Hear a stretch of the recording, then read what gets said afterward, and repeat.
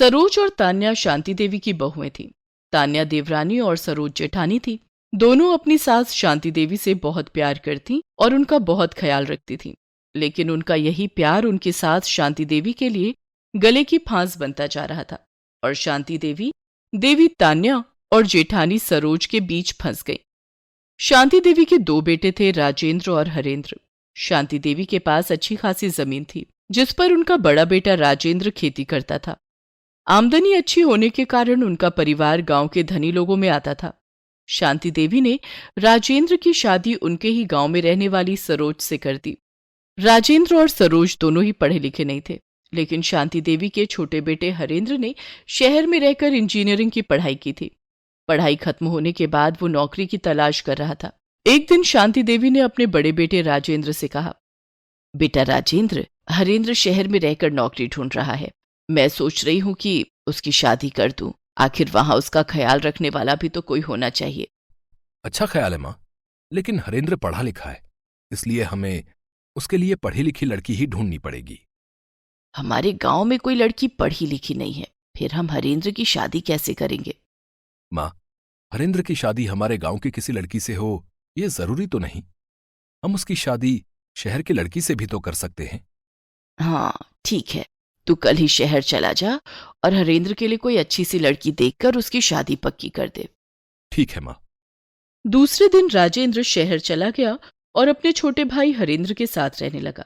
वो रोज हरेंद्र के लिए लड़की की तलाश में निकलता, आस पड़ोस के लोगों से पूछता, मंदिर में जाकर पंडित जी से पूछता, लेकिन उसे हरेंद्र के लिए कोई लड़की नहीं मिली। एक दिन, क्या बात है भैया, मैं देख रहा हूं आप बहुत दिनों से परेशान हैं। राजेंद्र ने उसे सारी बात बताई कि वो उसकी शादी के लिए लड़की की तलाश कर रहा है। ये जानकर हरेंद्र ने उसे तान्या के बारे में बताया। तान्या और हरेंद्र ने एक साथ इंजीनियरिंग की पढ़ाई की थी और तान्या भी हरेंद्र की तरह नौकरी की तलाश कर रही थी। वो दोनों एक दूसरे को बहुत पसंद करते थे। ये बात जानकर राजेंद्र दूसरे दिन गांव चला गया और उसने शांति देवी को सारी बात बताई। ये तो बहुत अच्छी बात है, लड़की भी हरेंद्र की तरह पढ़ी लिखी है। हमें शादी में देर नहीं करनी चाहिए। हम कल ही शहर जाएंगे और लड़की वालों से मिलकर शादी पक्की कर देंगे। दूसरे दिन शांति और राजेंद्र तान्या के घर गए और हरेंद्र और तान्या की शादी की बात की। दोनों के परिवार वालों ने आपसी रजामंदी से दोनों की शादी करवा दी। अब तान्या बहू बनकर शांति देवी के घर आ गई। गांव में तान्या ही इकलौती लड़की थी जो पढ़ी लिखी थी। इस बात से सरोज को बहुत दिक्कत महसूस होने लगी थी। उसे लगने लगा था कि तान्या के आने से घर में उसकी इज्जत कम हो जाएगी। वो अक्सर तान्या को परेशान करने के बहाने ढूंढती रहती, जिस कारण जेठानी सरोज और देवरानी तान्या में हमेशा ठनी रहती। देवरानी और जेठानी के बीच में शांति देवी जौ में घुन की तरह पिस रही थी। मैं घर की बड़ी बहू हूं तान्या, तुझे मेरी बात माननी ही होगी। छोटी हूं तो क्या, मैं पढ़ी लिखी हूं और इंजीनियर हूं। शहर में रहकर नौकरी करूंगी, अपनी जिंदगी अपनी मर्जी से जीऊंगी। मैं क्यों आपकी बात मानूं? सरोज और तान्या दोनों खुद को एक दूसरे से बड़ा मानती और कोशिश करती कि शांति देवी वही करें जो वो कहें। एक दिन, माँ जी, मैंने आपके लिए खीर बनाई है, जरा चक्कर बताइए कैसी बनी है। तभी वहां तान्या आ जाती है। नहीं माँ जी, आप ये खीर नहीं खा सकती। शांति देवी खीर खाने ही वाली थी कि तान्या की चेतावनी सुनकर डर गई। क्यों तान्या बहू, मैं ये खीर क्यों नहीं खा सकती? माँ जी, आपका शुगर लेवल काफी हाई है। खीर में चीनी होती है जिससे आपका शुगर और बढ़ जाएगा। आपको नहीं पता, शुगर बढ़ गया तो आपकी किडनी भी फेल हो सकती है। शांति देवी ने डर के मारे खीर से भरा चम्मच वापस कटोरी में रख दिया। तभी सरोज ने कहा, माँ जी, पिछले 10 सालों से आप मेरे हाथों की बनी खीर खाती आई हैं। क्या आपकी किडनी फेल हुई? जो 10 सालों में नहीं हुआ, जरूरी नहीं कि आगे भी नहीं होगा। कभी भी कुछ भी हो सकता है। माँ जी, आप बेफिक्र होकर खाइए, ये खीर मैंने गुड़ से बनाई है। माँ जी, गुड़ तो चीनी से भी ज्यादा नुकसान देती है। गुड़ तो सीधे गन्ने से बनता है और गन्ने के रस से शुगर बहुत जल्दी बढ़ता है।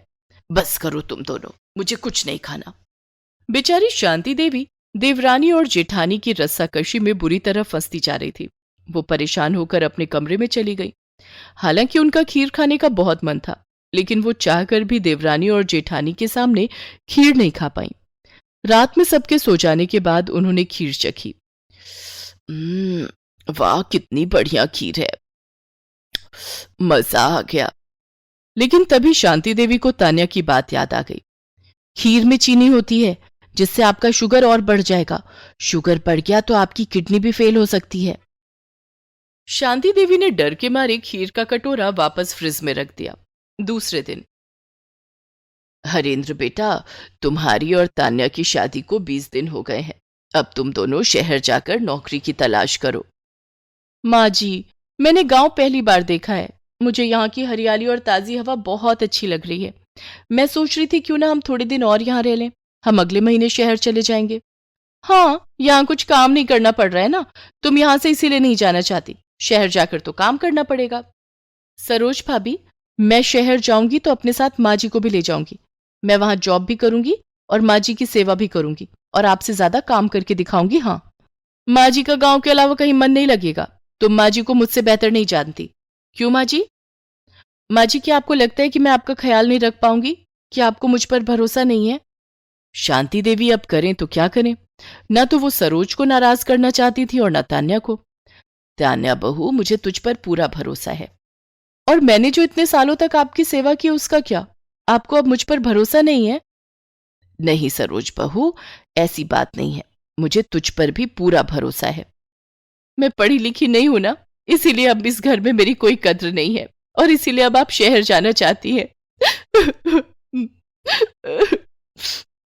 सरोज रोती हुई अपने कमरे में चली गई। शांति देवी को समझ नहीं आ रहा था कि वो अब सरोज और तान्या को कैसे समझाएं।